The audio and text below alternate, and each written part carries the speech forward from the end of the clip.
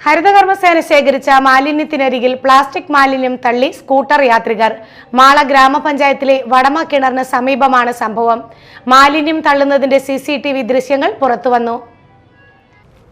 ഹരിതകർമ്മസേന ശേഖരിച്ചു വെച്ച മാലിന്യ ചാക്കുകൾക്കരികിൽ പ്ലാസ്റ്റിക് മാലിന്യം തള്ളി സ്കൂട്ടർ യാത്രികർ. മാള ഗ്രാമപഞ്ചായത്തിലെ 8ാം വാർഡിൽ വടമ കിണറിന് സമീപം ഓഗസ്റ്റ് 13-നാണ് സംഭവം. വാർഡിലെ വീടുകളിൽ നിന്നും സ്ഥാപനങ്ങളിൽ നിന്നും ഹരിതകർമ്മസേന അംഗങ്ങൾ ശേഖരിച്ച മാലിന്യ ചാക്കുകൾ റോഡരികിൽ സൂക്ഷിച്ചിരിക്കുകയായിരുന്നു.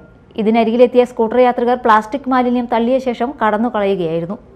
സമീപത്തെ വീടുകളിലെ CCTV ദൃശ്യങ്ങൾ പരിശോധിച്ചതോടെയാണ് സ്കൂട്ടറിൽ എത്തിയവരാണ് മാലിന്യം തള്ളിയതെന്ന് വ്യക്തമായത്. ദൃശ്യങ്ങൾ പരിശോധിച്ച് കുറ്റക്കാരെ ഉടൻ തിരിച്ചറിഞ്ഞ് പിഴയടക്കമുള്ള കർശന നിയമ നടപടികൾ സ്വീകരിക്കുമെന്ന് മാള ഗ്രാമപഞ്ചായത്ത് അധികൃതർ അറിയിച്ചു.